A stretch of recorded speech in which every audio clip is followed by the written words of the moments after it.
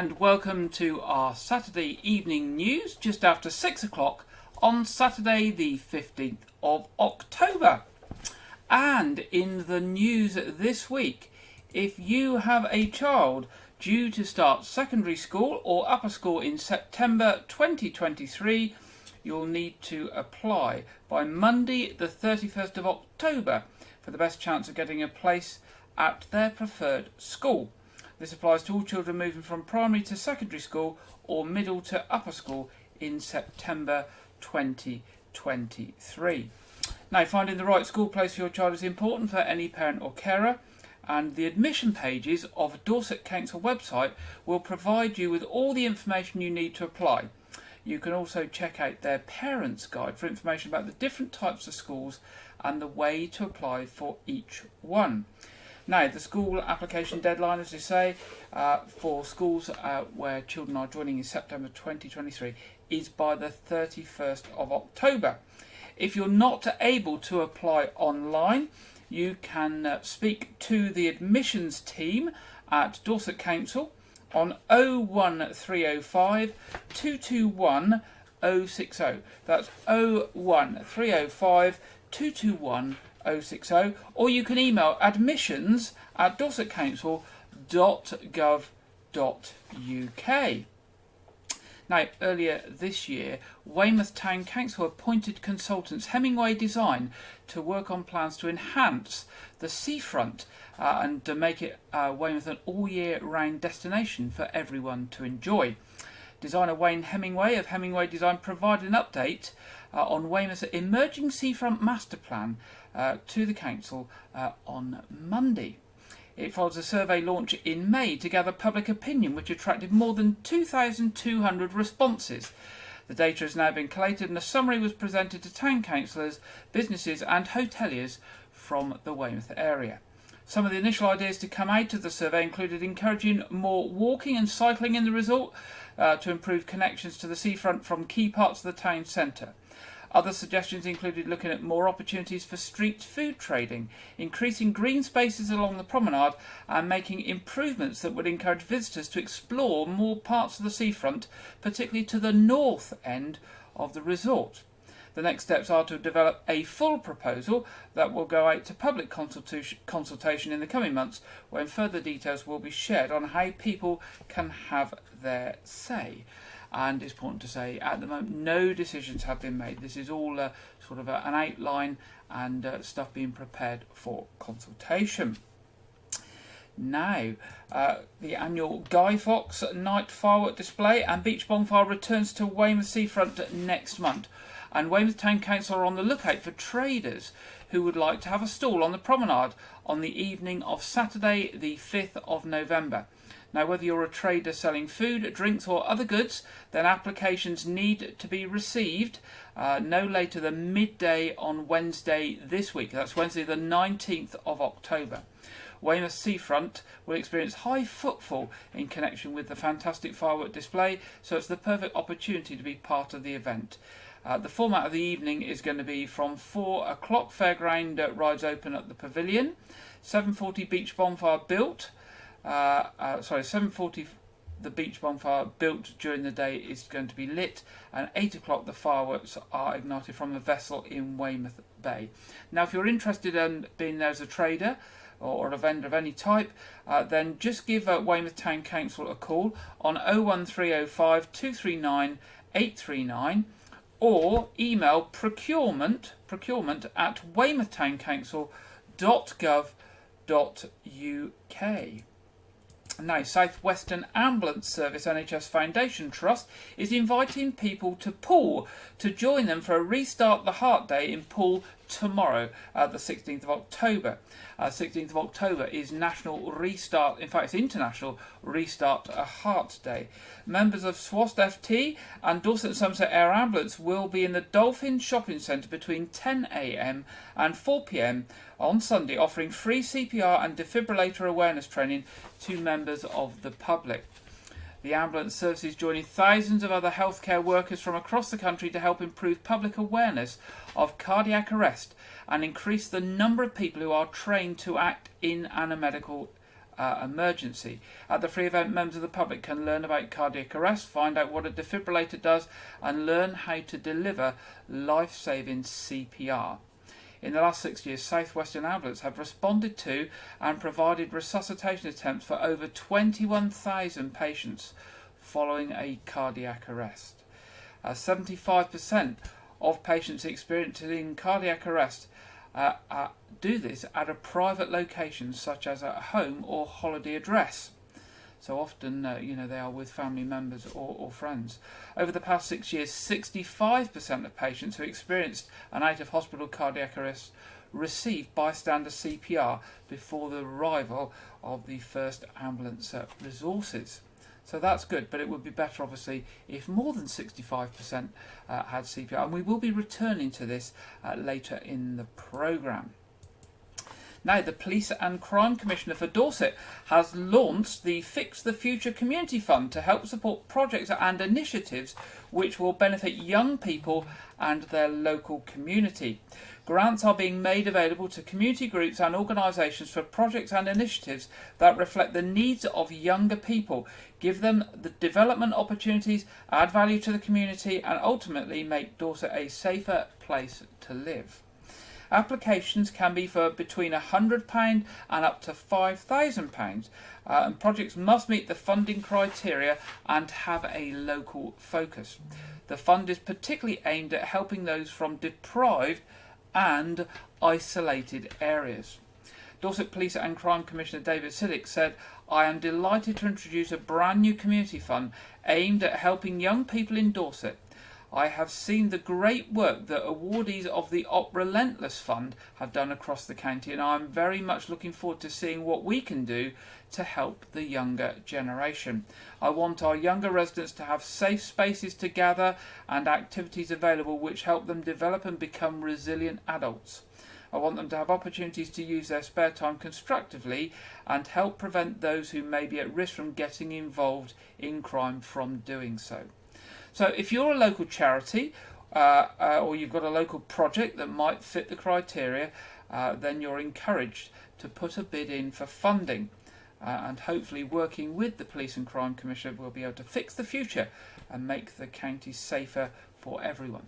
So if you search for Dorset Police and Crime Commissioner and find the website there, you will find all the details about that fund and have the opportunity to apply. Now, young actors from Weymouth are celebrating a milestone anniversary by staging an exhilarating production.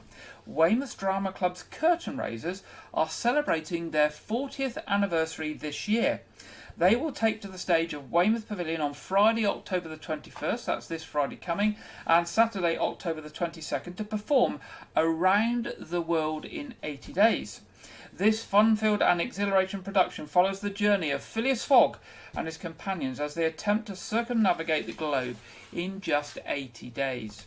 His journey takes him from foreign ports and wonderful locations and opens his eyes to a world outside of his daily routine in London.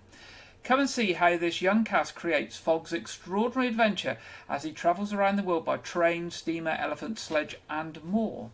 Now, the Curtain Raisers were set up in 1982 after Weymouth Drama Club recruited several children to appear in a production of Noel Coward's Cavalcade.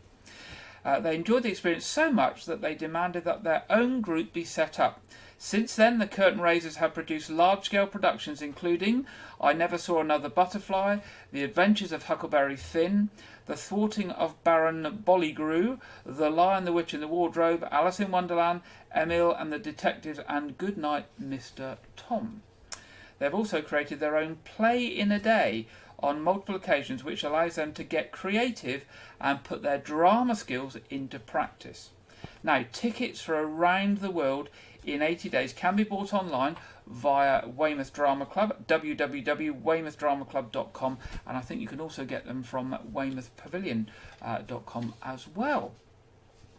Now, the green light has been given for 500 new homes to be built at Littermore in Weymouth, with building work expected to take up to 8 years. The homes will be on farmland owned by Cambridge University colleges to the north side of Littermore Road. Space will also be reserved within the plan for a future shopping centre, business units, possibly including a hotel, school, play areas and other open spaces.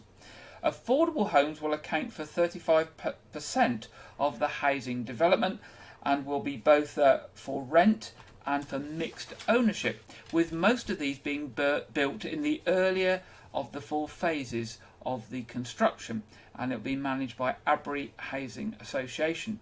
In total, more than 23,000 new trees will be planted around the site, the majority of these to go into the ground during the early days of the development so that they are maturing when the first homes are occupied.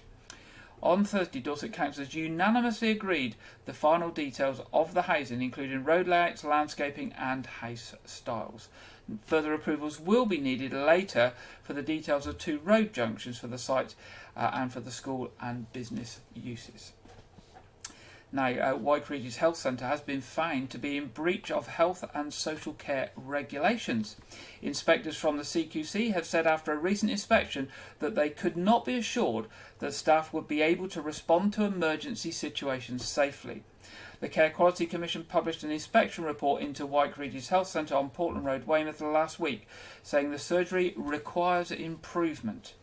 The inspection carried out on August the 12th found a breach of Regulation 12 of the Health and Social Care Act 2008 and the Regulated Activities Regulations 2014, in that the registered person did not ensure medication reviews were completed and reviewed regularly in line with national prescribed guidelines.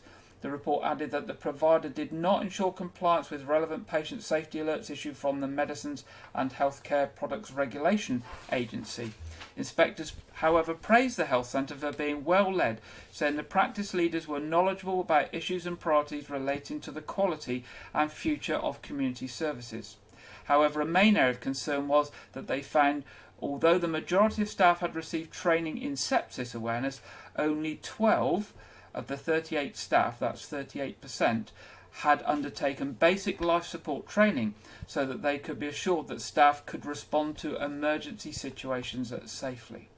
Now, a spokesperson for Wyke Health Centre said the priority of the team here is to provide the best possible care for our patients, so naturally we are disappointed with the report from the CQC which followed the inspection in August.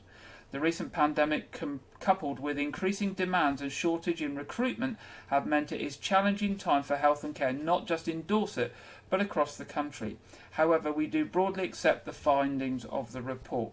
We would like to reassure people that we are working hard to address the areas identified as needing improvement, supported by our local partners. Patients registered with the practice should feel safe and confident using us as normal, and we invite anyone who has any questions or concerns to speak to a member of the practice staff in the first instance. Now, you can join Friends of Radipole Gardens for an afternoon of wildlife, wellbeing and pumpkin carving this October.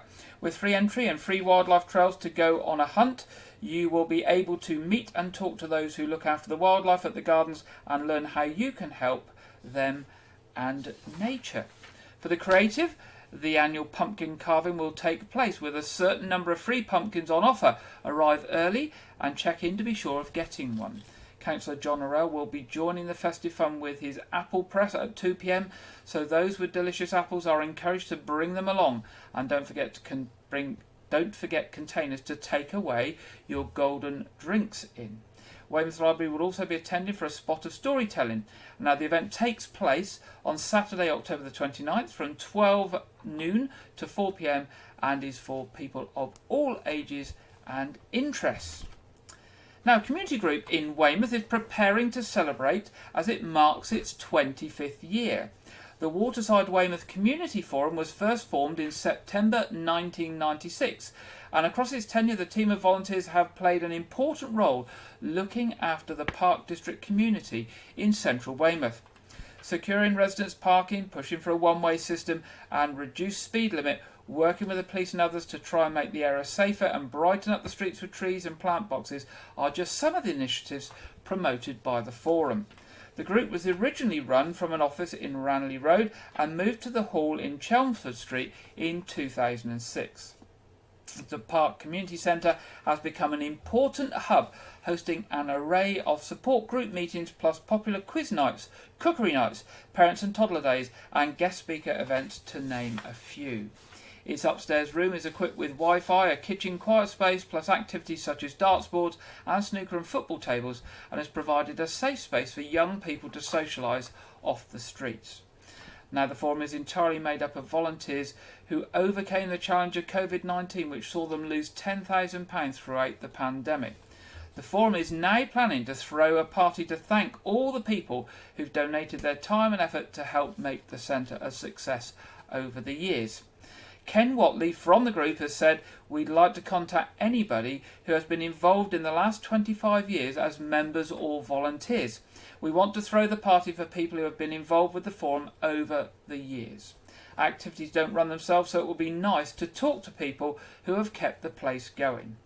Now, those who have been involved in the forum previously or are interested in helping out at the centre can contact Ken via email at ken.watley, that's W-A-T-L-E-Y, ken.watley @sky.com, or they can call on 01305 520 531. That's 01305 520 531. Now, officers from Dorset Police are investigating a hate crime incident in Weymouth and have issued CCTV footage of a man they'd like to identify. At around 10 p.m. on Thursday the 11th of August, a taxi driver was stopping his vehicle in St Mary Street when the vehicle was hit by a man. The man then confronted the taxi driver and subjected him to racist abuse. Police Constable Tom Watson of Weymouth Police said, "I appreciate his face cannot be seen, but I hope somebody may be able to recognise him from his clothing, general build and haircut." So yeah, we appreciate that the picture is not very good, but maybe the clothing, the demeanour of the person in the picture, or the general shape of them may give you an idea who it is. And the police would urge anyone with information relating to the identity of this person to come forward. Now, as usual, you can contact Dorset Police by dialing 101 or by calling Crime Stoppers independently and anonymously on 0800 555 111 with information if you don't want to reveal where that information is coming from. Now, staying with Dorset Police, between Monday the 3rd of October and Sunday the 9th of October, the force took part in a national intensification week to disrupt county lines gangs operating across the country. The aim of the intensification week was to make life as difficult as possible for suspected members of county lines drugs gangs, who often use violence and intimidation to exploit children and the vulnerable and force them to store and run drugs for them. The work has led to a considerable disruption of alleged county lines gangs in Dorset and has removed a large quantity of suspected Class A drugs from the streets. Over the course of the week, Dorset officers carried out 48 cuckooing prevention visits, made 22 arrests and seized 146 wraps of heroin and crack cocaine, 7,500 in cash, various weapons and 17 mobile phones. In total, 27 people impacted by county lines were safeguarded. Now, the coroner for Dorset is seeking the assistance of the public to find the next of kin of a man who lived in Weymouth. Christopher Pinder, who was 64 years old, died at his home address in Clearmount Road on Wednesday the 5th of October. His death is not being treated as suspicious, and there's no police investigation involved in his death. However, Coroner's Officer Tracy Jeans has said, "We are not treating the death as suspicious. However, we have not been able to locate his next of kin.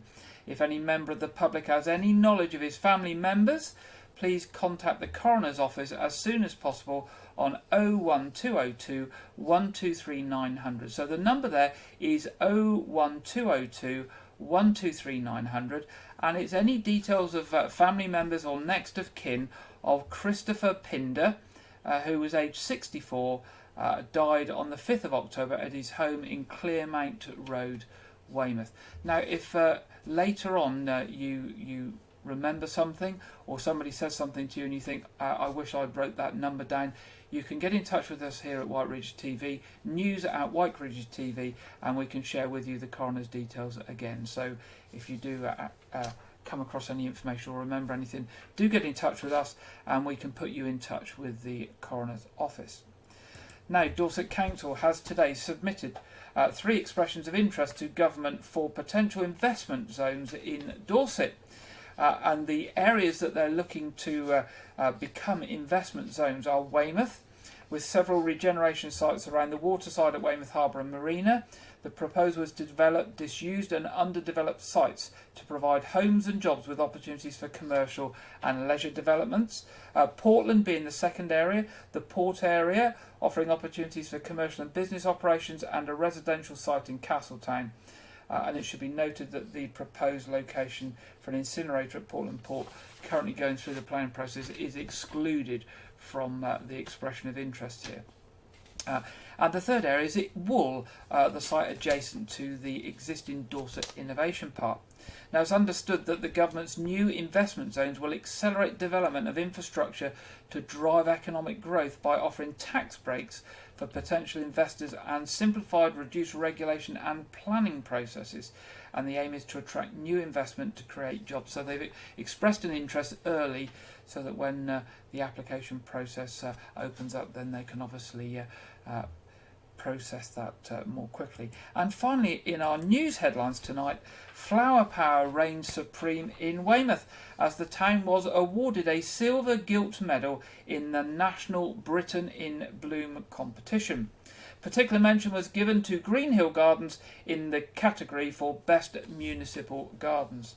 Working with We Are Weymouth, Dorset Council and local volunteers, the team worked tirelessly to get the town ready for judging back in July.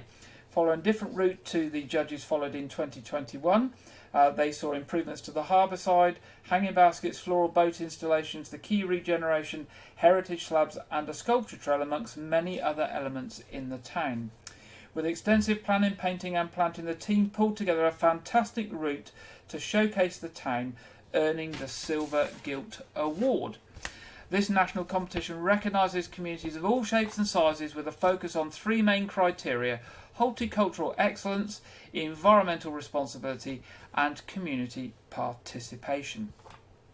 Now, the 2020 route for the judges began with the Peace Garden, meeting the volunteers there. Then the group walked via the Nose Tavern and the garden steps through to the South Harbour via the old town pump and the old rooms, showing the heritage slab installed there, plus the baskets and flags in Cove Passage.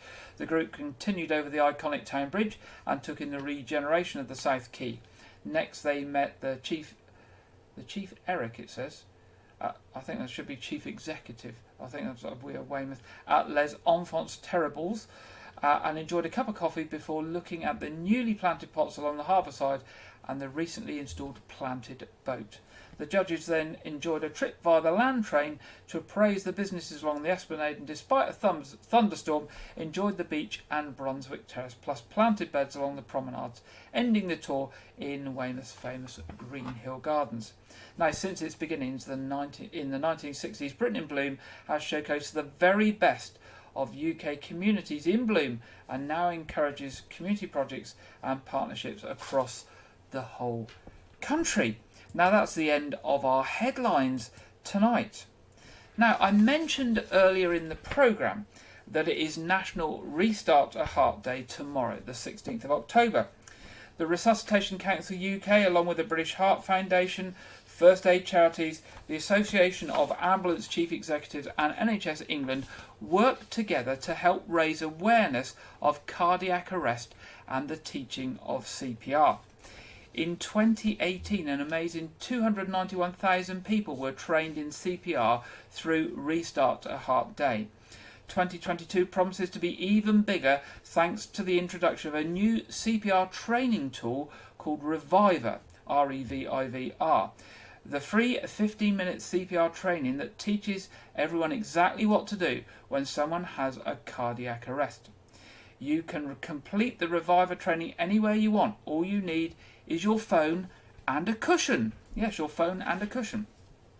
Raising awareness of CPR is important as each year tens of thousands of people have an out-of-hospital cardiac arrest, and sadly less than 1 in 10 people survive these cardiac arrests. Promoting CPR can more than double the chances of survival in some cases. The organisations want more people to survive by making sure as many people as possible know that when somebody collapses and stops breathing, it's important to call 999, perform CPR and use a defibrillator if there is one available nearby. As around 80% of out-of-hospital cardiac arrests happen in the home, this gives mums, dads, sons, daughters and friends the best chance of survival. Now we're going to hear from a lady called Donna from the Yorkshire ambulance area about a story of her having a cardiac arrest. I felt perfectly fine. There was no reason to suggest there was anything wrong. And then all of a sudden, I just felt my chest was tight. So I thought I need to head back to where there were people, as we were really quite isolated with where we were. So I tried to head back and things just went downhill very quickly. There was nobody about, and then all of a sudden, out of nowhere, I saw two passers-by and they saved my life.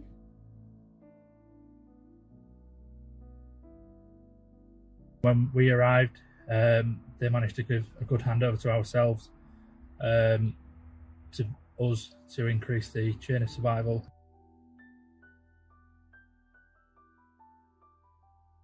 It was able to confirm that they were boosting her breathing rate, that she had a steady pulse, and when she started to deteriorate, it could inform them of that, and it helped guide what care they were giving her. So it was a really useful addition to the whole scenario.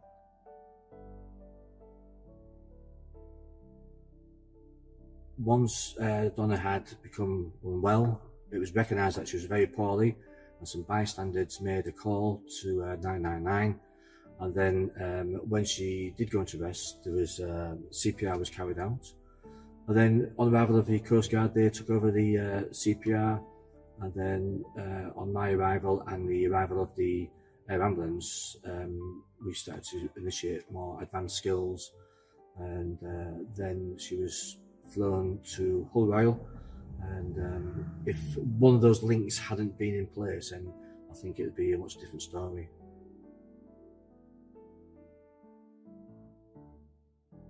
CPR is absolutely vital. People are often or can be quite scared to do CPR, but essentially if someone stops breathing and their heart stops beating without CPR, then there's no chance of them recovering.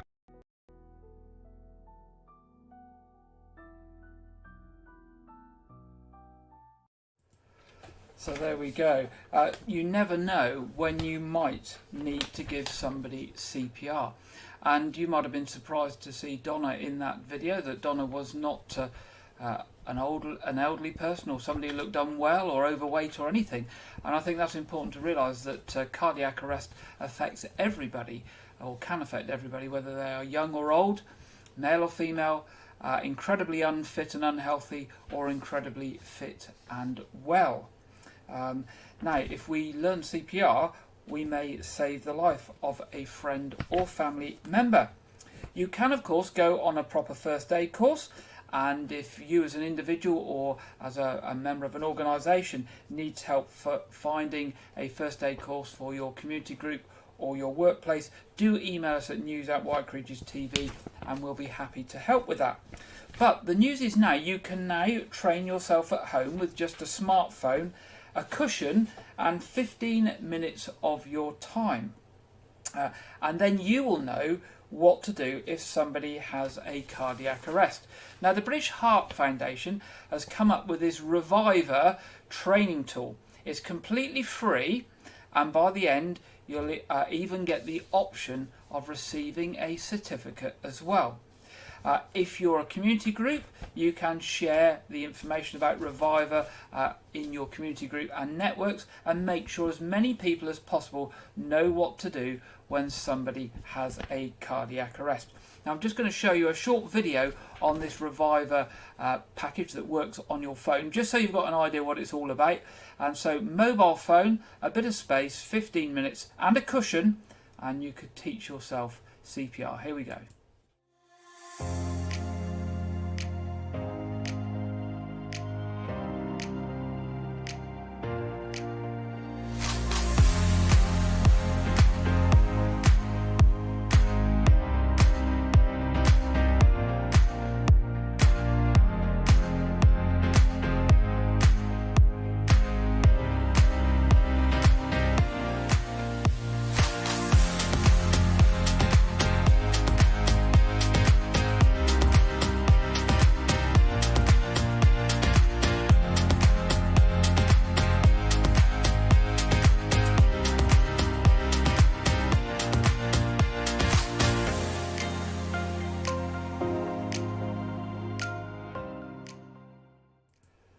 go. I think the other nice thing about this approach is if you're one of those people that don't like attending training with other people and you're always nervous about having a go at something in front of other people, you can do this at home on your own. Everything is on the phone app. All you need is that cushion, a bit of space, and the smartphone, and you can do it in the privacy of your own home, and you never know when you might need that skill. So I think this is a very welcome introduction from the British Heart Foundation. So if you want information or any support with this, or want to learn about courses for community groups, work groups or whatever, do drop us an email at news@wykeregis.tv and we'll be happy to help.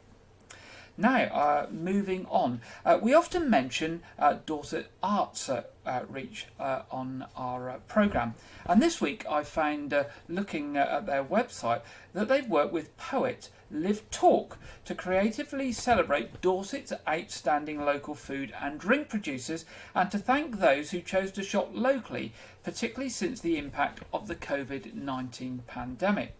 Now, Dorset is well known for being home to some of the UK's most outstanding local food and drink producers, and many of these are embedded within the communities across our county.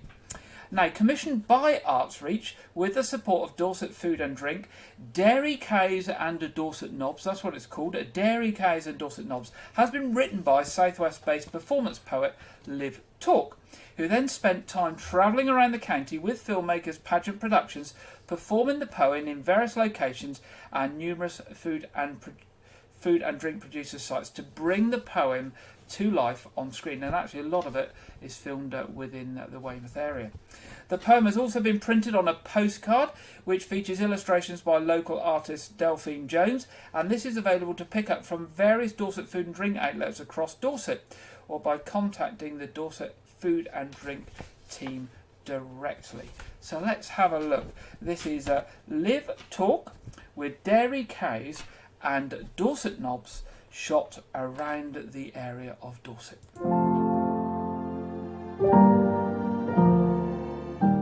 From the great globe at Durlston Castle, you can see the Milky Way reflected in a spoon, licking Purbeck raspberry ripple under a tipsy Swanage moon. We sip the grapes of Furley Fizz, sup shellfish caught on Weymouth shore, watch the sun set over fishing boats, dipping languid over Durdle Door. At 56,000 kilometres an hour, it would take 81,000 years to reach the nearest star. Better save some diesel, keep it local, keep it fresh. Place your footprints lightly, spend your pennies close to home without packaging unsightly. From farm to fork, from seed to tree, with a no excess plastic guarantee. Blue Vinny cheese, organic veg, jams and pickles from the hedge, delivered safely to our stores, arrive like Christmas at your doors. Prime beef from Abbotsbury, succulent sausages from Duck's Pantry, Dairy Cows and Dorset Knobs, apple cake from Anstey. Fueled by organic artisan preserves, we get the food that we deserve. Babou Gelato, West Bay crabs, flavoured olives from Etel, Badger beer from Blandford, Portland lamb with Zinfandel. So crack open the Moore's biscuits, pour a slug of Dorset gin. Remember, it all tastes better after you've done the recycling. So here's a massive thank you to the growing businesses that make sure we get fed, and to everyone who visits us or orders in from bed. You help our shops stay open, keep communities from the brink. By putting your money where your heart is, you support Dorset Food and Drink.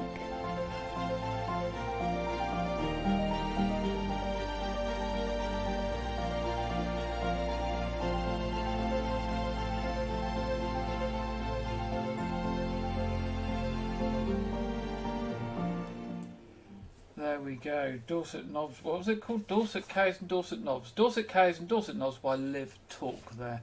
Just thought I would share that with you tonight. So it's now time in the programme where we go over to regular contributor Andrew Wright for this week's film review and preview. Welcome to Wyke Regis TV Film Review and Preview. I'm Andrew Wright. This week was the home video release of DC's League of Super Pets. The film is an animated 3D superhero comedy film based on DC comic characters and stars Dwayne Johnson as Crypto the Superdog and Kevin Hart as Ace the Bat Hound. The film revolves around Superman's pet dog Krypto teaming up with shelter animals who gain superpowers in order to save the Justice League from Lex Luthor and his evil superpowered guinea pig. I hadn't seen the film before the home video release, but I was interested in checking it out, and I found the film to be utterly ridiculous in a good way. It feels like The Secret Life of Pets, but with superpowers, and it shows us a side of the DC universe that we've never seen before. I ultimately found this film to be entirely constructed around the pre-established chemistry between Dwayne Johnson and Kevin Hart, but I found the standout performances belong to Natasha Lyonne, who plays an old turtle with super speed, and Keanu Reeves, who plays probably the funniest version of Batman that's ever been seen. I give this film 4 out of 5 stars. This weekend marks the release of Halloween Ends, the final film in the Halloween sequel trilogy, and Jamie Lee Curtis's final film as the iconic horror heroine, Laurie Strode. The film picks up 4 years after the events of last year's Halloween Kills and focuses on Laurie finally being able to move on and finds herself put in a position to have to finish her battle with Michael Myers once and for all. The film is in cinemas this weekend, courtesy of Universal Pictures. Be sure to check it out. This weekend marks the theatrical debut of award season favourite Emily, a biographical film about acclaimed English author Emily Bronte, and the film depicts Bronte's life before she wrote the novel Wuthering Heights. The film stars actress Emma Mackey, most famous for her role in Netflix's Sex Education, and is the directorial debut of actress Frances O'Connor, who is most famous for her roles in the films AI, Artificial Intelligence, and The Conjuring 2. The film premiered last month at Toronto's International Film Festival to rave reviews from critics who praise every aspect of the film. The film has already won 3 awards from a small British film festival in France earlier this month and is expected to play a major presence at the next Oscars. Emily arrives in UK cinemas this weekend, courtesy of Warner Bros. Pictures UK. Production has commenced on the next Kenneth Branagh Poirot film, A Haunting in Venice. The film is a sequel to 2022's Death on the Nile and is an adaptation of the Agatha Christie book Halloween Party. Kenneth Branagh is once again directing the film and starring as the titular Agatha Christie character Hercule Poirot, after previously doing so in 2017's Murder on the Orient Express and 2022's Death on the Nile. A Haunting in Venice also stars actors Tina Fey and Michelle Yeoh, as well as actors Jamie Dornan and Jude Hill after their success in Branagh's previous film Belfast. A September 2023 release date has been set, but expectations are tempered after the mixed critical reception to the first 2 films and the fact that Death on the Nile flopped at the box office. That's all I have for this week, but be sure to check back next week where I will talk about the new DCEU film Black Adam starring Dwayne Johnson. Now back to Gary in the studio. Thank you very much, Andrew. And as mentioned in Andrew's piece, and courtesy of Warner Brothers, we have the preview of Emily that is released this weekend. Emily, how did you write Wuthering Heights?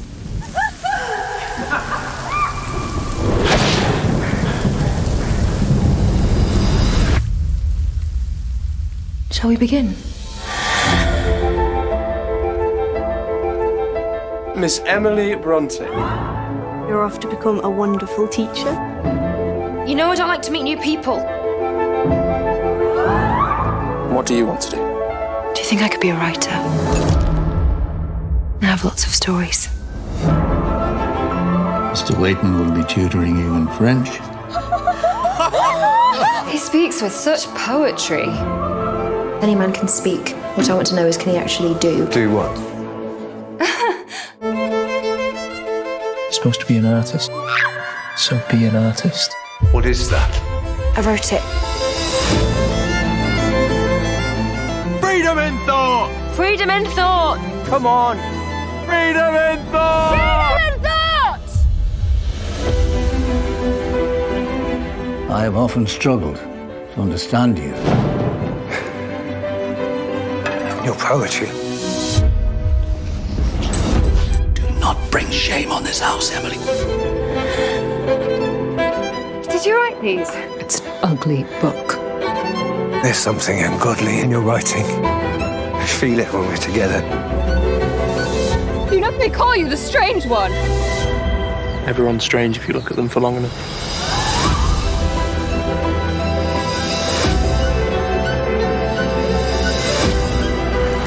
Who are you?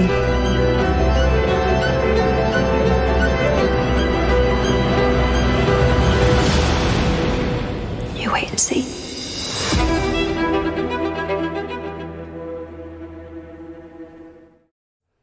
There we go, that's Emily. Released and in cinemas this weekend, courtesy of Warner Brother Pictures. And as Andrew said in his review, it's expected to win lots of awards, so maybe one to look out for and go and watch. Now it's that time in the programme where we go over to the Met Office for the national weather forecast for the weekend, and this week we are joined by Greg Dewhurst. Hello there, I'm Greg Dewhurst and welcome to your latest broadcast from the Met Office. Well, this picture sums it up quite nicely really, quite blustery as we move through the weekend. There'll be showers for everyone, but also some sunshine too.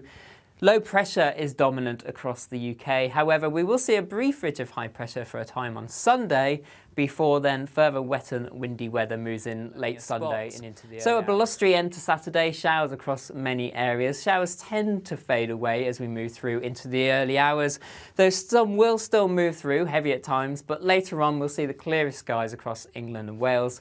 Showers continuing across the north of the UK. And temperatures under clear spells dipping away, 4, 5, 6 degrees in the towns and cities, a little bit lower in the countryside. A touch of frost possible, perhaps where winds fall lightest across parts of Northern Ireland. So into Sunday morning, a mixed start. Sunny spells across England and Wales, sunshine and showers across Northern England, Northern Ireland and Scotland, but the showers tend to fade away as the morning progresses. Plenty of sunshine to come, however, thicker cloud will start to move into Northern Ireland ahead of some wetter and windier weather later. Elsewhere, the sunshine turning hazier. With lighter winds, it should feel a little bit warmer on Sunday compared to Saturday, 16, 17 Celsius, possibly 18 in the far southeast. Then if we play the sequence on through Sunday evening, we see that wetter and windier weather moving in, initially affecting parts of Northern Ireland, but soon sweeping in across the whole of the UK. The wind's really picking up across the northwest of the UK, gusts of 40 to 50 miles an hour possible as we head into the early hours. Rain followed by showers across the rest of England and Wales. So temperatures overnight into Monday morning, generally staying in double figures, perhaps single figures across the far north. So if you'd like more information on the weather where you are through the weekend and into the beginning of next week, you can find more information on our social media channels. I'll see you again soon. Thank you very much, Greg, there for the national weather forecast. And looking at the local weather for the week ahead, we can see yet again it's going to be reasonably mild but changeable. So, you know, a bit of sunshine, some showers, heavy at times, but those temperatures, daytime temperatures, not too bad this coming week. Definitely a bit autumnal and a bit wet and a bit windy, but not too cold for the time being. Now, moving to our What's On section this week. First of all, Monday the 24th, so that's a week on Monday, there's a talk on the recent archaeological investigations in Weymouth around the site of the old bowling complex. And that's 2 p.m. in Hope United Reformed Church. So that's Monday week, the 24th, 2 p.m. in Hope United Reformed Church, if you're interested in what was found during those archaeological investigations. Now, turning to Weymouth Pavilion, 21st to 22nd, Weymouth Drama Club, as we heard earlier on in the programme, are presenting Around the World in 80 Days. So that sounds to be very, very good thing, worth going to. 25th of October, 10cc in concert. 27th of October, Beth Nielsen Chapman, Crazy Town Tour. 28th of October, ELO again. 29th of October, Legends of American Country. And 30th of October, Bootleg 60s. The box office online is at weymouthpavilion.com or on telephone 01305 783 225. The No Thought have got their Halloween fun for the whole family coming up from the 22nd to the 30th of October. See their website for more details of the individual bits and pieces happening over that period and for timings. Royal Manor Theatre, the next thing coming up there is the 17th to the 22nd of October this week. It's a bunch of amateurs. It's a play by Ian Hislop. They're putting on there at the Royal Manor Theatre. Tickets for that, www.royalmanortheatre.co.uk. Here in Wyke, Regis at All Saints Church, not quite the last night of the proms. Saturday the 29th of October at 7 p.m. It's the delayed proms concert that unfortunately was put off due to the death of Her Majesty Queen Elizabeth II. So it's a bit of a proms concert, but with other sort of movie themes and what have you in there. That's the 29th of October at 7 p.m. And then on the 6th of November at 6 p.m, that's a Sunday, the Nota Bene Choir are doing a concert in All Saints Church. Tickets for both of those are available online at www.parishofwykeregis.org.uk/events. Now, Arts Reach we mentioned earlier on, and I think I mentioned last week that their new programme is out. I've got a copy here. Oh, God, put it up the wrong way. Their new programme's out. I've got a copy here. If you want a copy of that programme, and I have to say it's absolutely rammed full with all sorts of different stuff across the whole of Dorset, go to their website, www.artsreach.co.uk, and order one of those and they will post it to you. Now, tomorrow in Langton Matravis at 4 p.m, there's a tango music workshop. There's also a play in Chetnole Village Hall at 7:30. Adolf and Winston. There's a play going on there. And from Friday the 21st to Sunday the 23rd, there is something called The Beast in Me, which is an accompanied storytelling experience. And I think it's basically string instruments accompaniment, and that's in West Stafford, Shillingston and Drimpton Village Hall. Again, for details of exact timings, locations and to book tickets, go onto the Arts Reach website at www.artsreach.co.uk. And I say the good thing with Arts Reach is they do such a wonderful range of stuff for the kids, workshops, plays, musical experiences all over Dorset, often in very small rural settings, so it gives you the opportunity to go out and explore a bit of Dorset as well as seeing something a bit different as well. Now, looking to church services in the locality tomorrow, there is no 8 o'clock service at All Saints Church tomorrow, but the normal 9:30 service is on at All Saints Church, which will also be live streamed, and the 11 o'clock service at St Edmunds is on as normal. Tonight, in a short while, in about 40 minutes, our quiz programme, 7:30 tonight, as ever. The stream will go live about 20 past 7 with the quiz starting promptly at 7:30. Everybody's welcome to join that. It's free of charge. It's fun for all the family, and anybody is welcome. And tomorrow at 4 o'clock, we're repeating the October episode of A Year Gardening with Clive Gray. Now, before we finish, just a bit on traffic and travel.